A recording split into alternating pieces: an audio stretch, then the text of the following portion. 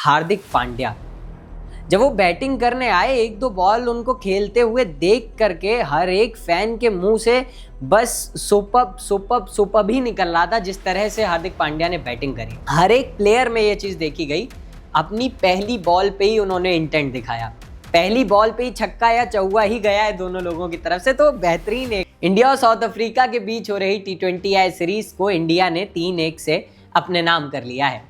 South Africa का ये India दौरा इंडिया के पक्ष में काफी ज्यादा रहा है, जबकि हम इस दौरे की शुरुआत में ही टेस्ट सीरीज हार गए थे, वो भी 2-0 से, जिसके बारे में बहुत ज़्यादा बात हो रही थी। एक इतनी बड़ी हार थी जो कि क्रिकेटिंग हिस्ट्री में इंडिया के लिए बहुत दिनों तक शर्म का सबब बनी रहेगी। मगर उसके बावजूद भी जब वनडे में हम आए तो हमने कमबैक किया, और जो हमारे सिर का दर्द बना हुआ था टॉस, वो उसमें हमारे पक्ष में आने लग गया। विराट कोहली और रोहित शर्मा की जिस तरीके से रन आए, वो भी फैंस के लिए बहुत अच्छा था और Indian cricketing history, Indian cricketing journey के लिए बहुत अच्छा था। तो ये एक हमारे लिए प्लस पॉइंट रहा। उसके बाद T20 में जिस तरह से इंडिया ने प्रदर्शन किया है, 2-3 चीज़ें थी जिनके बारे में लगातार बात हो रही थी। सूर्य कुमार यादव की और शुभमन गिल की, जिनके रन नहीं आ रहे थे। सूर्य कुमार यादव की बात तो इस तरह से भी टल जाती है कि जिस तरीके की कैप्टेंसी वो कर रहे हैं, वो T20I क्रिकेट को इंडिया में बहुत ऊपर लेकर के जा रहा है। शुभमन गिल के रन नहीं आ रहे थे, वो उनके उसके बाद बताया गया कि लखनऊ के मैच में वो नहीं खेलेंगे, वो इंजर्ड हैं। अब वो इंजर्ड थे या उन्हें रूल आउट किया गया, ये तो BCCI और मैनेजमेंट ही बता सकता है, सेलेक्टर्स ही बता सकते हैं। मगर शुभमन गिल आखिरी मैच में नहीं खेल रहे थे, और जिस तरह से संजू सैमसन ने बैटिंग करी है, मुझे लगता है कि संजू सैमसन को वर्ल्ड कप में शुभमन गिल से ऊपर प्रायोरिटी देनी चाहिए। वो आपको रन भी बना करके देंगे और मैच भी बना करके देंगे। तो इस तरीके की पूरी कहानी रही है इस पूरी सीरीज में। तो T20 वर्ल्ड कप से जस्ट पहले एक ऐसी सीरीज हो जिसमें इस तरीके के कॉन्फिडेंस, इस तरीके के इंटेंट के साथ आप जीतें, तो फिर ये आपके लिए बहुत ज़्यादा अच्छा होने वाला है T20I वर्ल्ड कप में। और साउथ अफ्रीका पिछली रनर अप है, इतनी बड़ी टीम के आगे इस तरीके की परफॉर्मेंस, और हमारी टीम में सब कुछ सॉल्व है।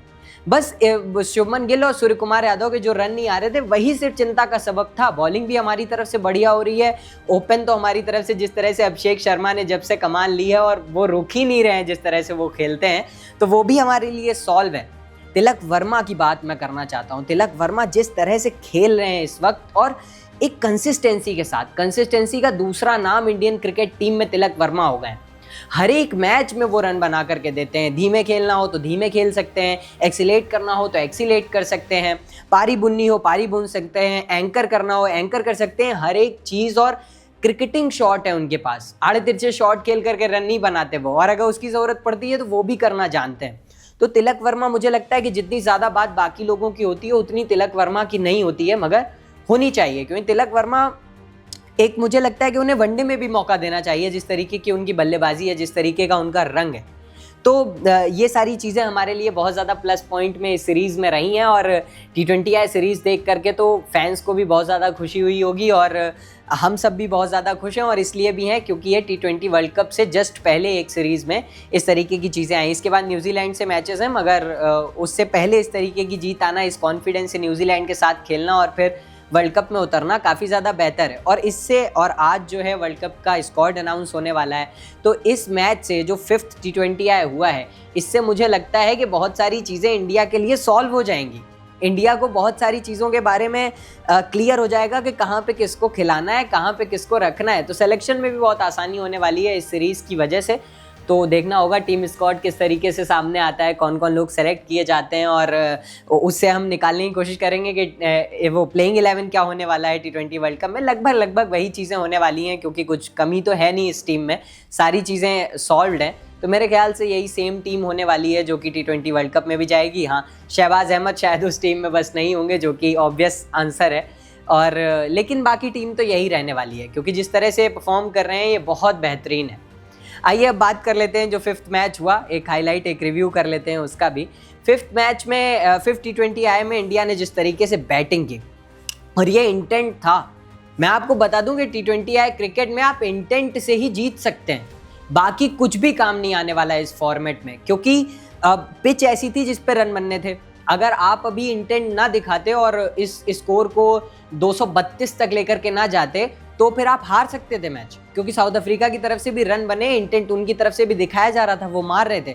मगर जब आप इतना विशालकाय टारगेट रख देते हैं किसी टीम के सामने, तो आधा प्रेशर तो उसी वक्त पे उस टीम के ऊपर चला जाता है, आधा तो आप उसको उसी वक्त हरा देते हैं। तो इंडियन टीम इसी पे फोकस कर रहा था कि लगातार मारना है। शुरू में अभिषेक शर्मा और संजू सैमसन आए, जहां थोड़ी बहुत गिल की दिक्कत होती थी कि स्ट्राइक रेट सही नहीं था, रन नहीं वो बना पा रहे थे, तो उनकी जगह पे संजू बैक आए हैं। तो संजू ने जिस तरह से बैटिंग करी और उसका सपोर्ट अभिषेक शर्मा को भी मिला, क्योंकि अभिषेक शर्मा अपने सामने जब इस तरीके के किसी प्लेयर को देखेंगे, वो जब वो भी सामने से रन बना रहा है, हिट कर रहा है, तो वो सपोर्ट अभिषेक शर्मा को भी मिलता है और वो अभिषेक शर्मा को और ज़्यादा खुल के खेलने के लिए अलाउ करता है। तो वो जो शुरुआत में जो स्टार्टिंग जो दी, इनिशियल पुश दिया गया पारी में, वो बहुत बेहतरीन था। अभिषेक शर्मा ने भी गजब खेला और संजू सैमसन ने भी गजब खेला, और ऐसा नहीं कि अपने विकेट फेंक के चले गए। अभिषेक शर्मा का भी बहुत ही अनफॉर्चुनेट कैच पीछे हुआ, उनको लग भी नहीं रहा था वो आउट है, उन्होंने डीआरएस लिया मगर उनके पक्ष में नहीं आया। उसके बाद संजू सैमसन भी एक बहुत अच्छी बॉल पे आउट हुए हैं, लिंडे की एक बहुत अच्छी बॉल पे संजू सैमसन ने अपना विकेट खोया है। तो बहुत अच्छा दोनों की तरफ से आया। उसके बाद तिलक वर्मा की मैंने आपसे बात करी कि वो जिस तरीके के प्लेयर हैं, उन्होंने पूरी सीरीज़ में अच्छा किया है और इस मैच में ही बहुत बेहतरीन तरह से उन्होंने खेला है। एशिया कप भी हमें जिता के तिलक वर्मा ने दिया था, और इस मैच में तो उनकी पारी बहुत ही अलग तरह से नजर आई। और हर एक प्लेयर में ये चीज़ देखी गई, अपनी पहली बॉल पे ही उन्होंने इंटेंट दिखाया, पहली बॉल पे ही छक्का या चौका ही गया है दोनों लोगों की तरफ से। तो बेहतरीन एक चीज़ निकल करके आई, तिलक वर्मा ने भी अच्छा खेला। और अब मैं जिसकी बात करने वाला हूँ, अब मैं जिस चीज़ के बारे में आपसे बात करने वाला हूँ इस मैच की, हार्दिक पांड्या। जब वो बैटिंग करने आए, एक दो बॉल उनको खेलते हुए देख करके हर एक फैन के मुंह से बस सुपर्ब सुपर्ब सुपर्ब ही निकल रहा था, जिस तरह से हार्दिक पांड्या ने बैटिंग करी। जो हार्ड हिटिंग पांड्या उनको टैग दिया गया है, मेरे ख्याल से वो सूट करता है उनके ऊपर, वो उसके काबिल हैं, वो डिजर्व करते हैं उस एक चीज़ को। जिस तरह से उन्होंने खेला, कल तो लग रहा था कि फास्टेस्ट 50 बनाएंगे वो, मगर बाद में उन्होंने बोला भी इंटरव्यू में कि मुझे पता चला कि मैं सेकंड फास्टेस्ट 50 थी मेरी, पर मैंने कहा पहली क्यों नहीं है। फिर मुझे पता चला कि यूवी पाजी ने मारा है, तो मैं सुकून हो गया कि चलो इंडियन ने मारा हुआ है। मगर वो जैसे उतरे थे, लग रहा था वो फास्टेस्ट 50 बनाने के लिए उतरे हैं। पहली बॉल पे छक्का और उसके बाद लगातार हिट हिट हिट, और बेहतरीन तरह से खेला उन्होंने। 14 बॉलों में 50 पूरी करी। तो उनकी तरफ से वो जो पुश था, वो भी इंडिया को 231 तक ले जाने में बहुत ज़्यादा हाथ था उस एक पारी का। और तिलक वर्मा तो दूसरी तरफ से लगातार खेल ही रहे थे। फिर शिवम दुबे ने भी आकर के पहली बॉल पे छक्का लगाया। जो आ रहा था वो पहली बॉल पे खुल करके बाहर निकल के छक्का ही मारने की कोशिश कर रहा था। चौका चला गया तो चला गया, वरना सबकी कोशिश थी कि पहली बॉल पे छक्का ही मारा जाए। तो ये जो इंटेंट है, जो कॉन्फिडेंस है, ये बहुत अच्छा था और एक बहुत अच्छी ये सीरीज़ बन के निकल करके आई है इंडिया के लिए। और मुझे लगता है कि T20 वर्ल्ड कप से पहले इस तरीके की सीरीज़ इंडिया की जाना, इस तरीके की जीत इंडिया का बहुत ज़्यादा कॉन्फिडेंस अप करेगी। और जो भी थोड़ी बहुत दिक्कतें टीम में हैं, उनको सॉल्व करने के लिए इंडिया को बहुत सी चीज़ें समझ आने वाली हैं इस एक सीरीज़ से। तो बहुत कुछ है। साउथ अफ्रीका के लिए भी बहुत कुछ सीखने को होगा। पिच बैटिंग थी, वो जब बैटिंग पे उतरे तो उन्होंने लगातार हिट भी किया। क्विंटन डी कॉक, जैसा कि मैंने पहले भी बात करी है कि क्विंटन डी कॉक इस वक्त बहुत अच्छे फॉर्म में नज़र आ रहे हैं। वो लगातार जिस तरीके की पारी खेल रहे हैं, जिस तरीके से बैटिंग कर रहे हैं, वो काबिल तारीफ है। आईपीएल में इस वक्त मुंबई इंडियंस भी बहुत ज़्यादा खुश होगी, जैसे ऑप्शन में उन्होंने सिर्फ 1 करोड़ में क्विंटन डी कॉक को खरीद लिया है, तो वो तो इस वक्त पक्का खुश होंगे। अगर इंडिया हार जाती तो शायद कम खुश होते, लेकिन इंडिया जीत गई है तो बहुत ही ज़्यादा खुश होंगे कि क्विंटन डी कॉक के इतने अच्छे रन आ रहे हैं, वो इतने अच्छे फॉर्म में दिख रहे हैं। और वो एक थ्रेट भी है T20 वर्ल्ड कप में साउथ अफ्रीका की तरफ से। जिस तरीके की पारी डी कॉक लगातार खेल रहे हैं, इस पूरी वनडे में भी उन्होंने बहुत अच्छा खेला और T20 में आकर के भी वो उसी इंटेंट से खेल रहे हैं, लगातार हिट कर रहे हैं, जो कि T20 वर्ल्ड कप में भी उनको बहुत ज़्यादा सपोर्ट करेगा, बहुत ज़्यादा साथ देगा और उनकी टीम को भी खुलकर खेलने के लिए अलाउ करेगा। इस मैच में भी डी कॉक ने बहुत अच्छा खेला, मगर बाकी प्लेयर से उतना सपोर्ट नहीं मिला, बाकी लोगों से उतना सपोर्ट नहीं मिला, जिस वजह से साउथ अफ्रीका सिर्फ 201 रन ही बना पाया और 30 रन से इंडिया ने इस मैच को अपने नाम कर लिया और सीरीज़ को भी अपने नाम कर लिया। वरुण चक्रवर्ती ने बहुत अच्छी बॉलिंग कराई। हमारी तरफ से जो चीज़ थी कि कभी बैटिंग अच्छी हो रही थी, कभी बॉलिंग अच्छी हो रही थी, इस बार दोनों चीज़ें सॉल्व रहीं। बॉलिंग भी हमारी तरफ से बहुत अच्छी रही। शुरू में जब क्विंटन डी कॉक लगातार रन बना रहे थे तो लग रहा था कि बहुत बड़ा टारगेट नहीं है, जिस तरीके की पिच है, अगर कोई दूसरा भी उनका इसी तरह से साथ दे देगा तो रन बन जाएंगे।